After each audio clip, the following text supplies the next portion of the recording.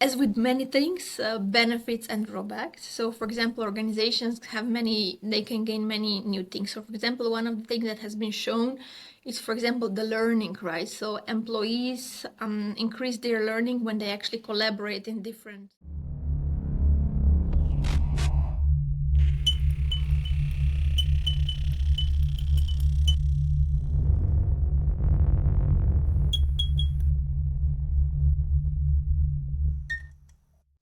As the world changes, so does the workplace itself change, where practices were focused on single projects and a single way of doing things. Now we find people in the workplace, management themselves, having to deal with a workplace where you're having to balance multiple tasks at a time, multiple projects all at once. And my guest today, Dr. Renata Kenda, is somebody who has researched this phenomenon and the different leadership types and how they influence performance in these different scenarios. Hello, Renata, and welcome to the podcast. Hi. Thanks for your invitation. I'm glad to be here. Thank you for accepting it. So, your paper looked at two different leadership types. They looked at boundary spanning leadership and charismatic leadership. What are they?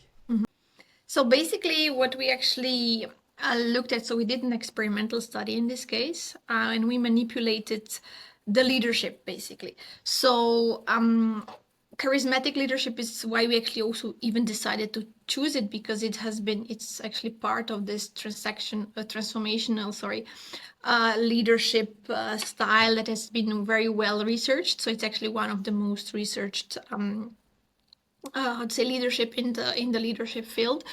And also it's very much people oriented, so it's actually emotion led. So basically a charismatic leader evokes very strong emotions, in the followers in this sense. So that was actually one side of the leadership that we looked at.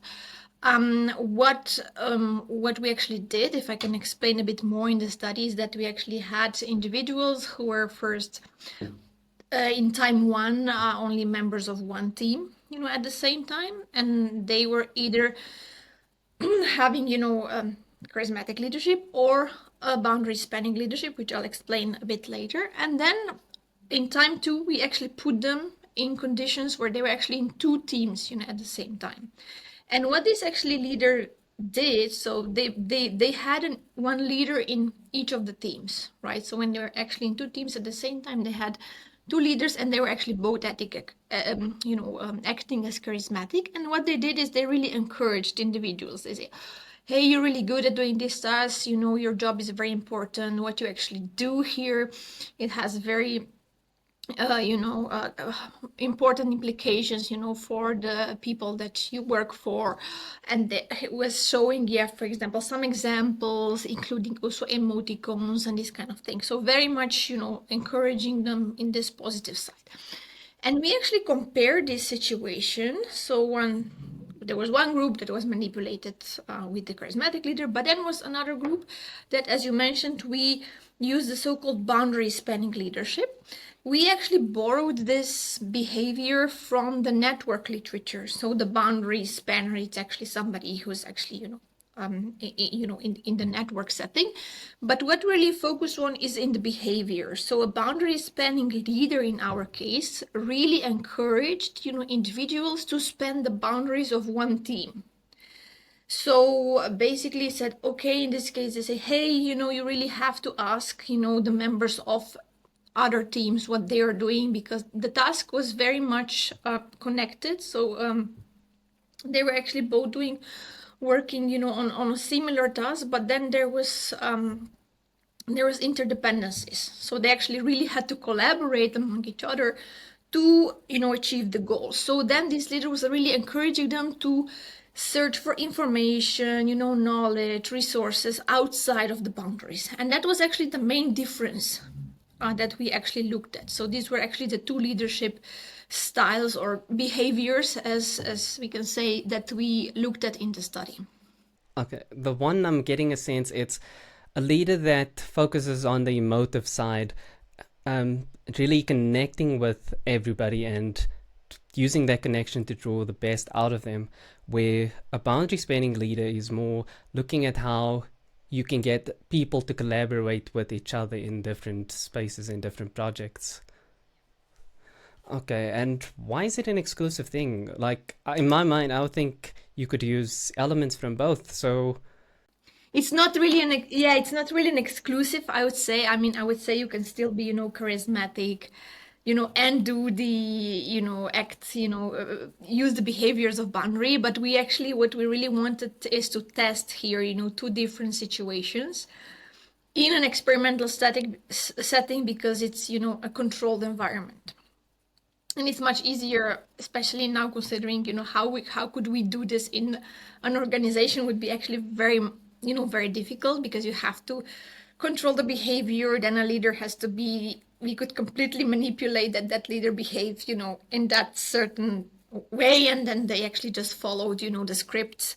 Specifically, because I did not mention, these individuals were all actually in virtual teams, so they were actually just typing and only communicating via chat.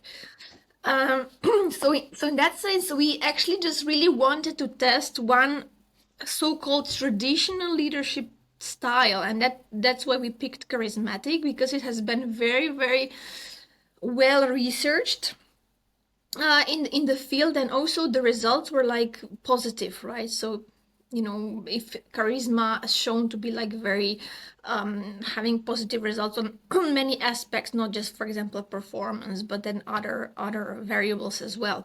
So that's why I really wanted to test this charisma versus something that we actually borrowed from another field. So in that case, the networks.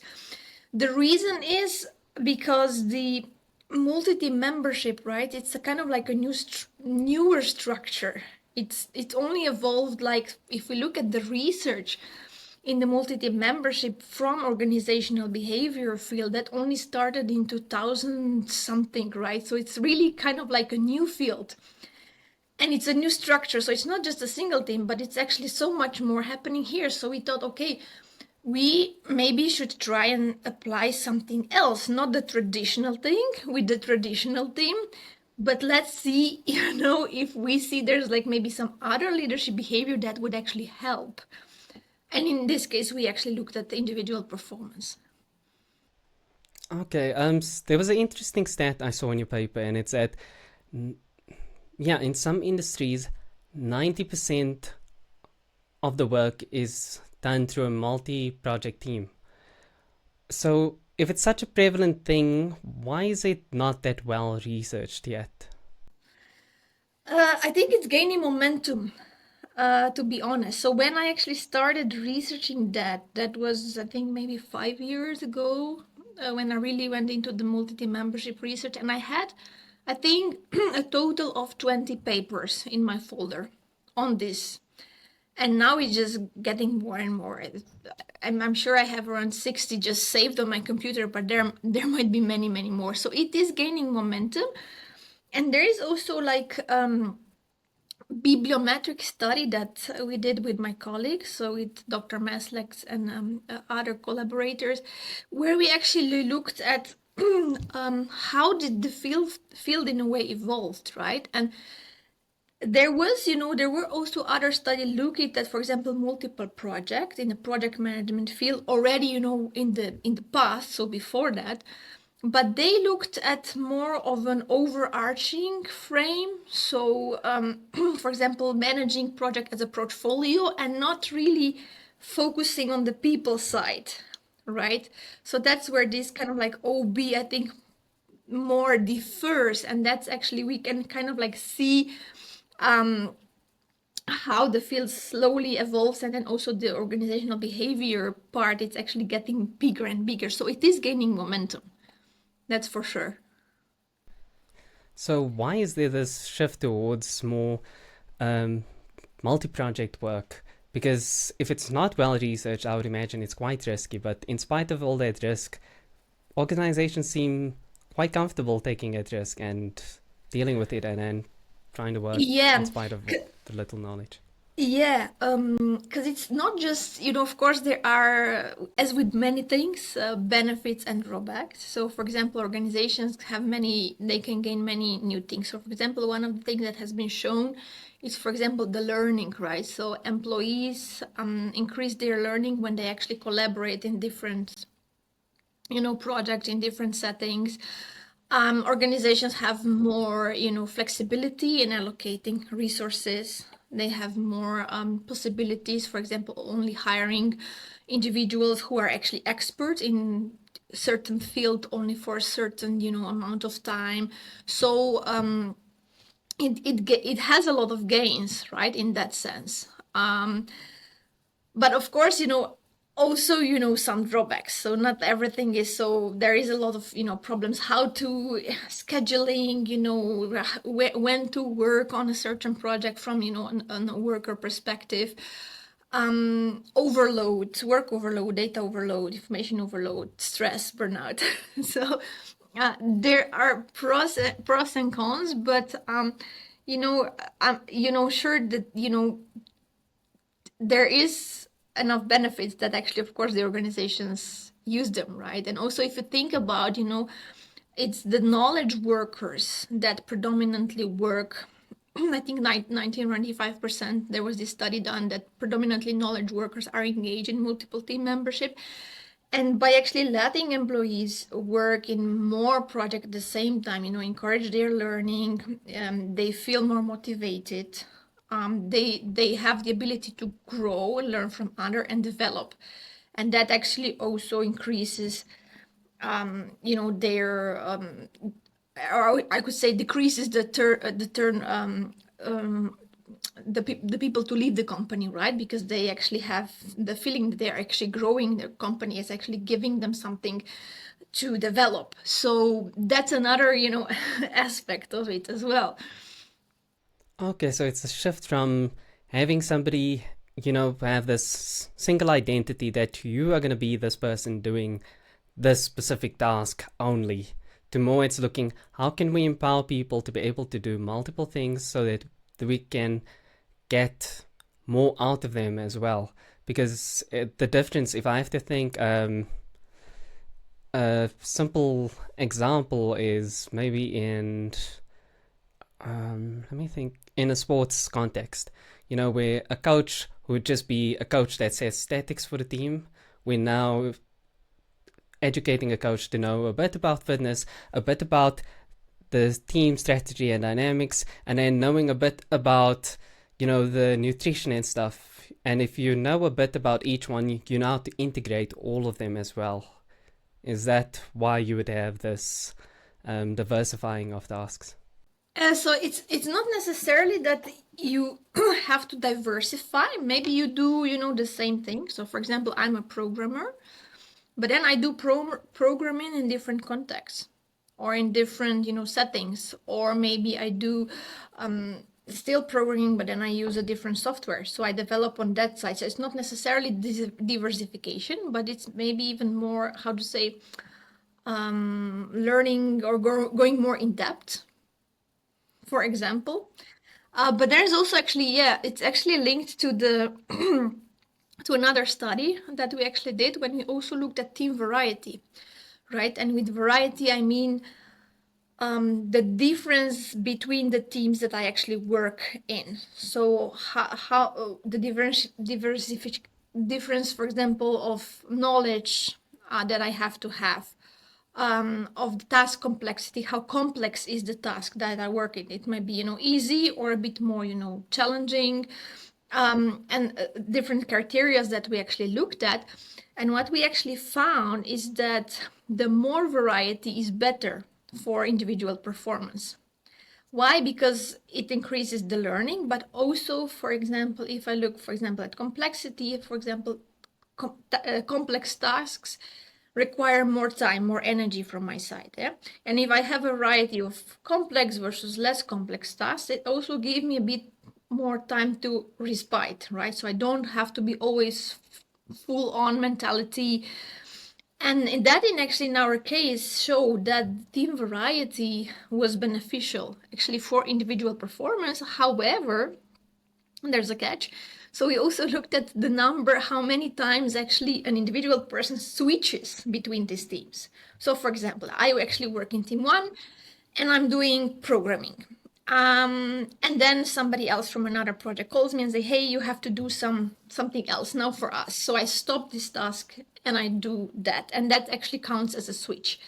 So this relationship actually between team variety and individual performance is positive when there is low number of switches. However, when we actually start to switch a lot, then of course then our mental capability and that of course gets confused. What direction I'm doing, I have a lot of information, and then there becomes a negative relationship actually in that sense. So it's kind of like very much connected on how to, and then in that sense we have suggestions. Okay, what can actually a leader do? You can firstly think how to actually put individuals into teams and think about, okay, do they have enough variety? Because they need to have variety in order to stimulate them, right? Because they're knowledge workers, and if you just give them boring tasks and repetitive tasks, they will get bored, and there's a tendency that they will actually search for another job, according to the studies that we know about. And then a leader can do, okay, let's make some rules how to actually maybe decrease the number of switches and offload all this kind of like how to say process things on how the multi-team membership should work in essence. Okay, I can definitely see the case for the importance of leadership in a in a multi-project context, because on the one hand, it's people are having to deal with not just the single task.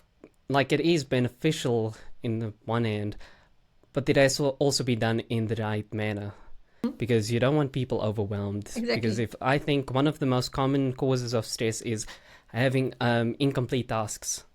Mm-hmm. That's what overwhelms people a lot, and you run the risk of having people have this phenomenon play off in their head where they have multiple tasks, multiple things they have to do. So having somebody that can look at the situation, see and understand, okay, these are the dynamics at play. How can I help my team get the best performance? But not also just the performance context, also help them in the mental context. So, but the two leadership types you looked at, which one was more beneficial? Because in my mind, I would think, okay, the charismatic would be good because he would look at the people's needs and he would use that sort of element, that empathic element. But a boundary spanning leadership type I would see as being better at understanding the dynamic between the different projects and knowing how to get people to work together. So which one ended up being better? Yeah, so that's actually that's actually a good question. Yeah, so we actually tested. So in the single team settings, when they were actually only in one team at the same time, there was no significant difference between the two. So we couldn't find like any significance in that. However, when If you we don't mind me asking, how would a boundary spanning leadership type work in a single project as opposed to a multi project? they were actually asking them to connect with other team members. Okay, so team would be working on a single project, but then they would work with other people outside of Yeah, the team. Okay. yeah. So it was basically the connection has, because they were actually virtual, right? So they were actually communicating virtually. So there was like task interdependence within team, and then in a multi-team membership setting was also between teams. Yeah. So in the first single team setting was no difference, and then when actually they were in a multi-team membership setting, the individuals that were led by a boundary spanning performed significantly better. Yeah, yeah. So I'm not saying that, I wouldn't say, that you have to select either, or, and then now criticizing charismatic or anything. Charismatic leadership, I think, in a positive sense, because we know we can have also use charisma for a bad, situation. We know some really, leaders who did really bad stuff and they used charisma for that.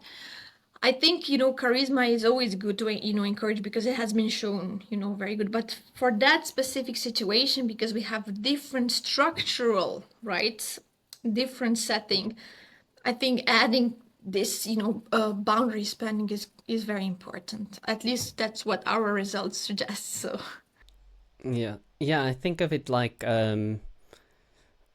yeah, a good analogy would be cars.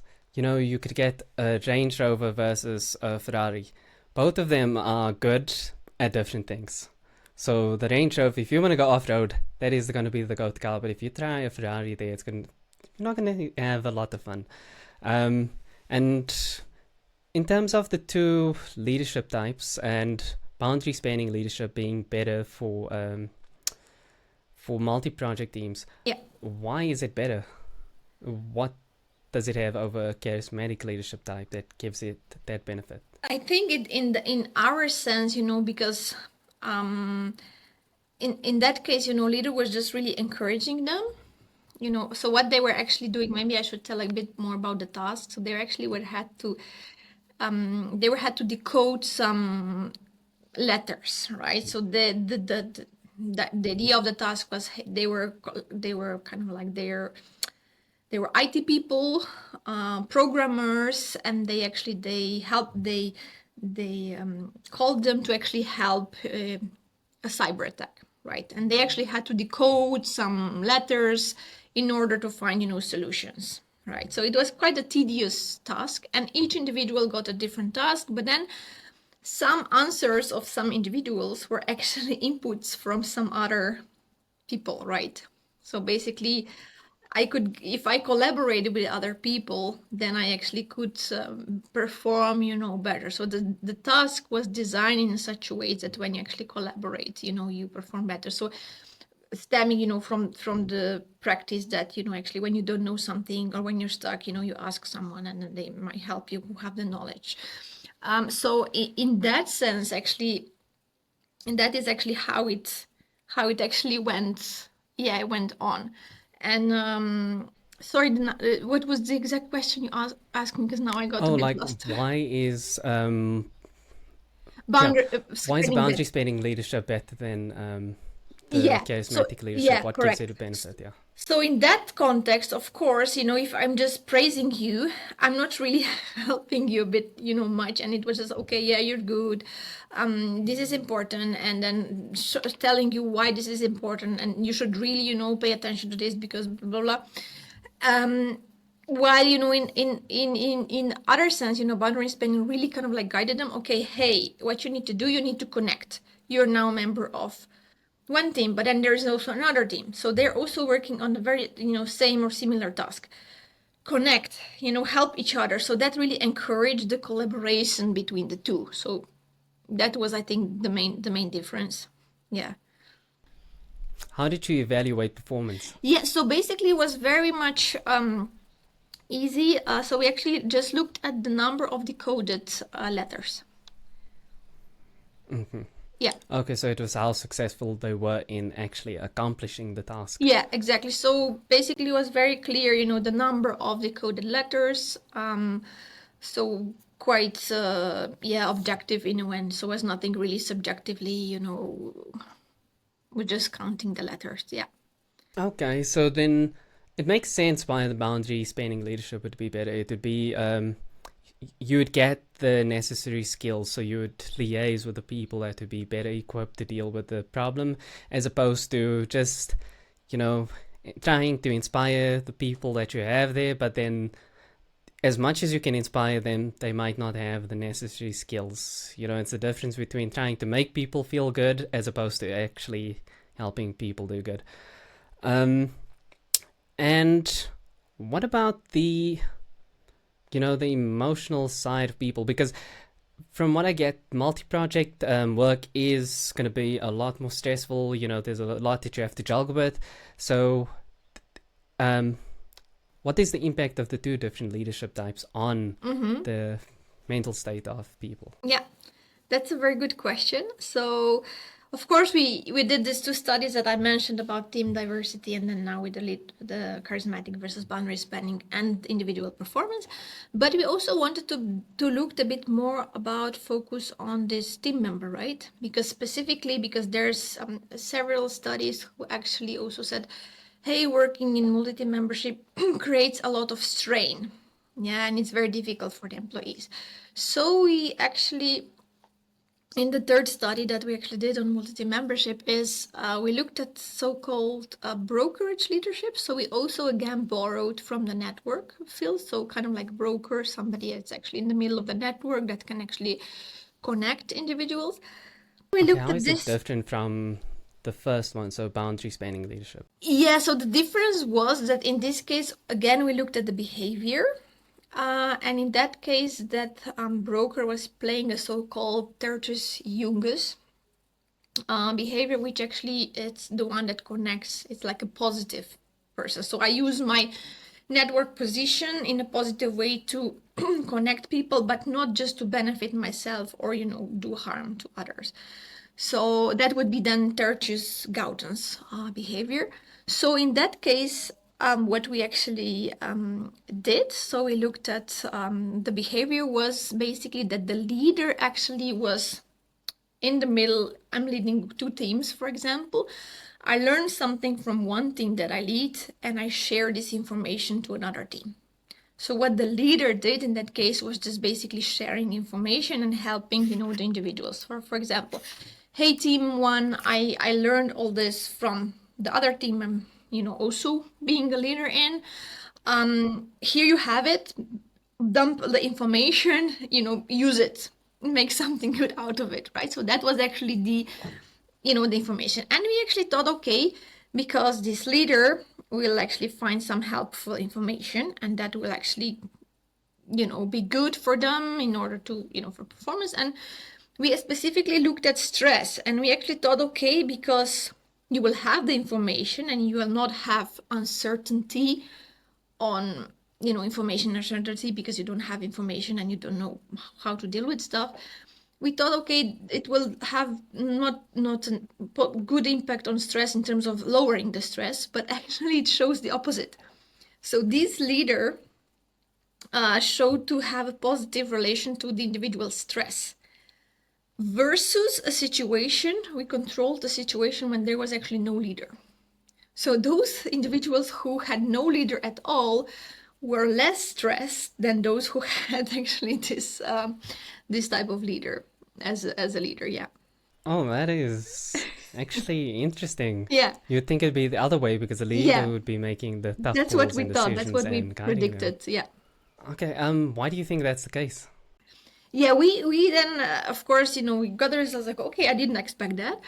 But I actually went into a bit more, researching this, and then I also looked a bit more into the psychology literature. And it's, I think, the explanation that we actually gave is that it was just a bit too much. It was just overwhelming, and we just have a certain amount of capacity in our brain that the certain amount of information we can process. But then when it's too much, then actually that caused strain, leading to stress. So that was actually our explanation, basically. Yeah, that the information was not targeted and the information was not filtered.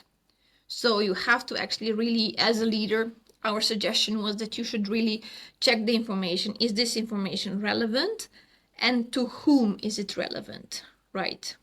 Don't not just dump everything that might actually not be even useful for anyone, or it might be only useful for a certain person. And why does everybody have to read it if it's not relevant for them, for example, right? So our suggestion was sharing information, yes, but filter it and target it. Yeah. Okay, it sounds like the same phenomenon you see with the internet, where the problem is not getting the information. The problem becomes that there is so much information for people to process. Yes. And yeah, I imagine it's also in that situation, you're not just dealing with your set of expertise, it's now having to understand what other people are capable of, and then okay, if that person's capable of that, I give them this task. Or there's that added anxiety of how do I work with others as well, I would admit. So um how how how dead set would a leader be in a certain leadership type? How easy is it for them to maybe adopt certain elements and behaviors of a boundary spanning leadership, a brokerage leadership, and a confident style? Not charismatic style.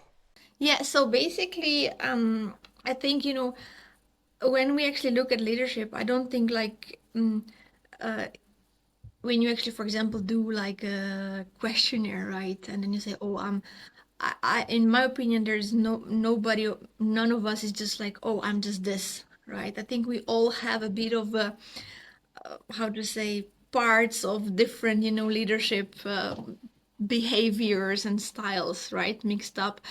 And all the, for example, all the three leaderships that we mentioned now, for example, the charisma, boundary spanning, brokerage, I think they can all be learned.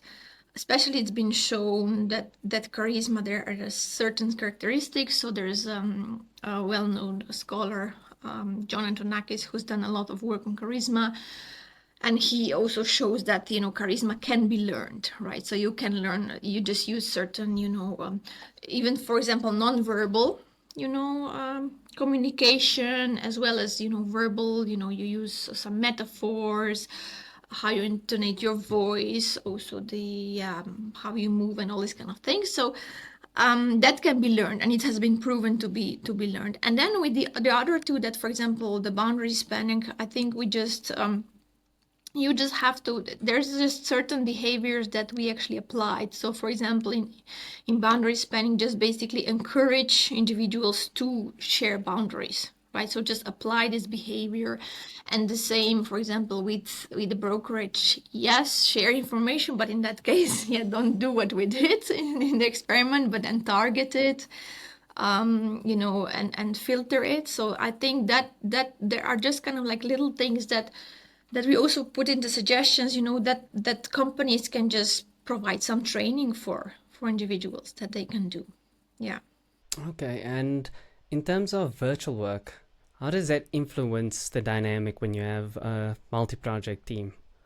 Yeah, so actually that has not been that much, research done in, for example, virtual setting in multi-team membership. So we did our, experiment, in virtual setting, although we did not really focus that much, on the virtuality aspect, because we really focused on leadership and the multi-team membership per se.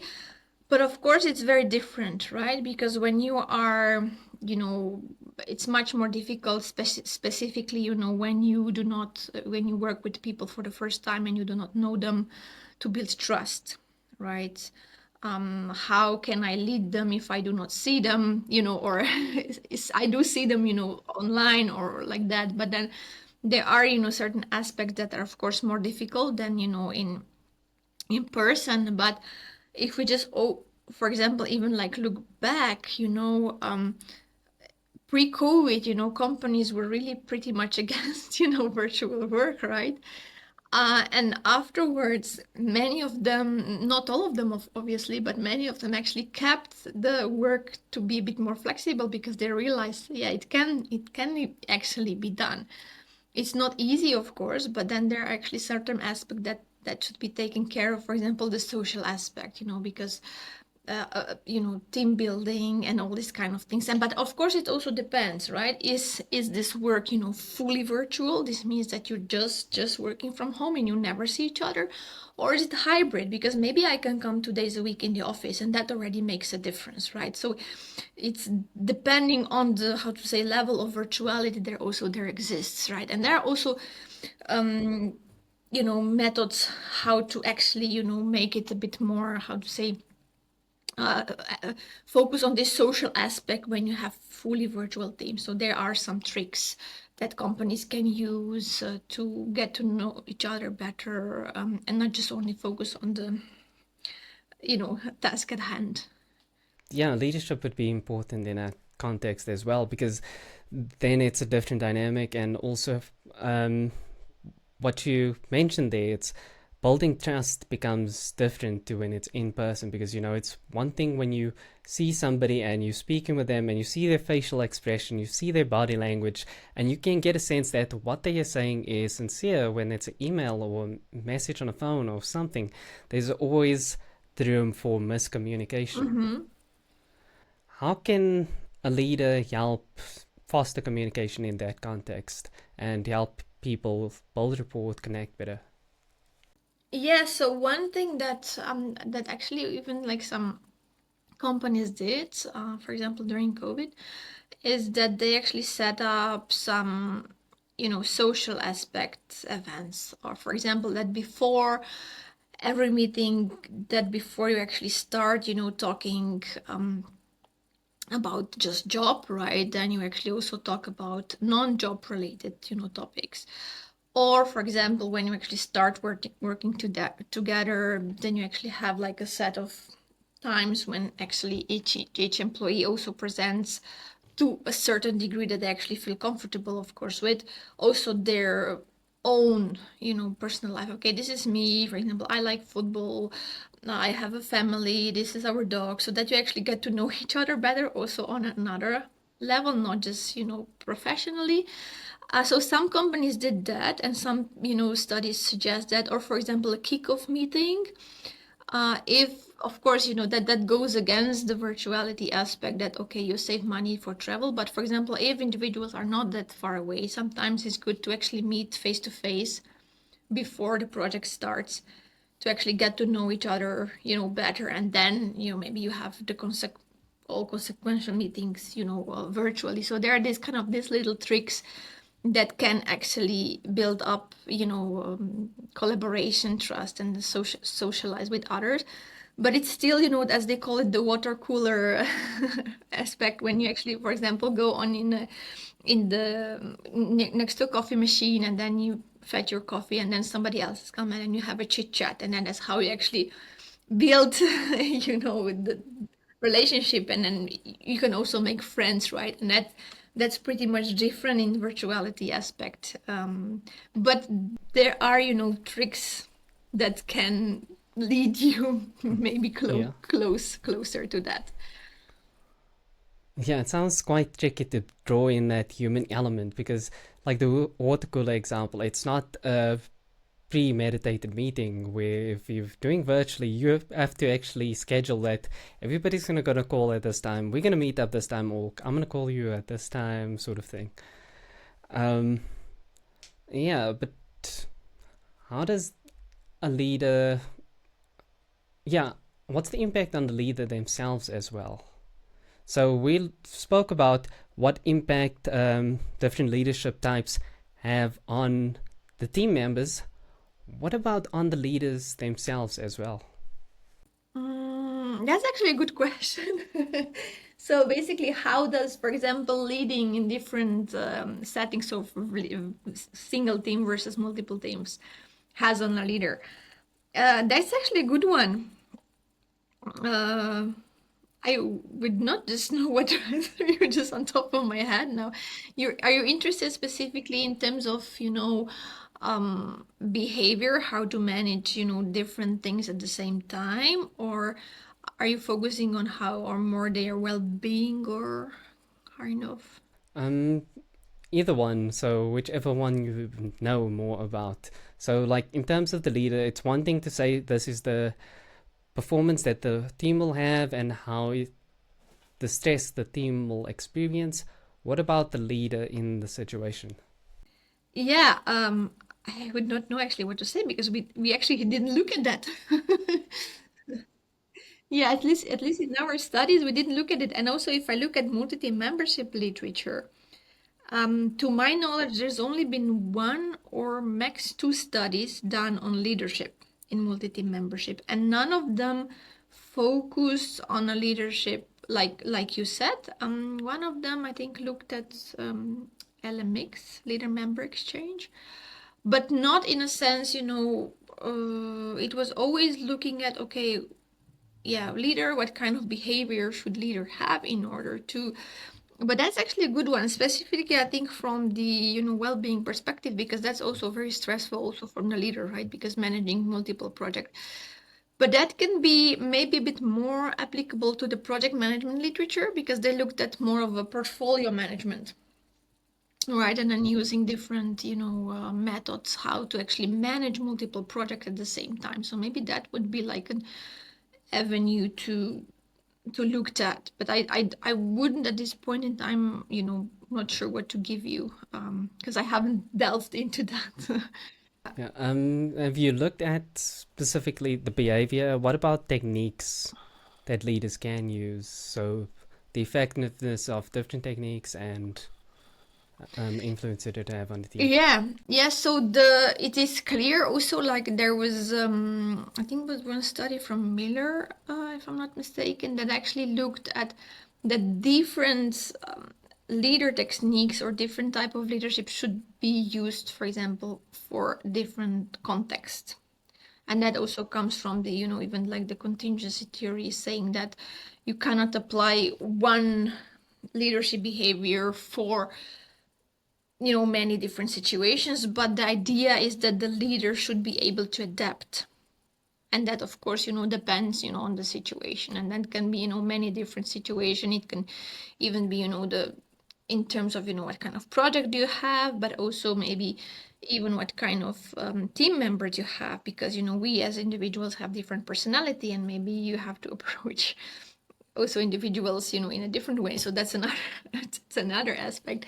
So the idea is, and that's also what our studies in on leadership and multi-team membership add to, is that you have to adapt, right? So different situation requires different leadership style or leadership behavior. Okay, and in a team, I imagine there's not ever just one leader. Like you might have one person that is, in a sense, like a designated leader, but through the different work people do, naturally they becomes like a leader in this context, and then as a leader for this part. What about the interaction between the different leaders? How does that So you mean influence? like informal more? Yeah. Yeah, it can take different shapes. So you can have like the so-called emerging, there's this so-called theory, emerging leadership. We also know shared leadership, when you actually the leadership is shared. So in that sense, for example, I say, okay, I take charge because I'm very good in design, so I come from the design department, and I take charge when we actually focus on the design. But when actually it comes to marketing, then that other person will actually take the lead. So maybe kind of like share it, and in that sense. And in shared leadership, usually there is no formally appointed leader, but then it's just shared. Well, with the emerging leadership, it can be that it can emerge when there is no leader at all appointment formally, but it can also emerge aside from a formally already appointed leader, right? And then, of course, yeah, the dynamic depends, right, on the situation, and on different, contexts that it's in. Does the former leader allow the emergence, or does sometimes you also have a so-called the former leader can be a laissez-faire leadership? So this means that it's basically doing nothing, right? And then, yeah. Okay, so it's not the one size fit all, or it's like you'll always see this sort of interaction play out Mm-hmm. in a certain context. It's always based on the people there. Yeah, I think it's not, there is no, I think I would say one clear-cut answer, because it depends on the situation that you're in the field, in the even in the people that are in, the personality of the people that are in. Um, so yeah, it depends.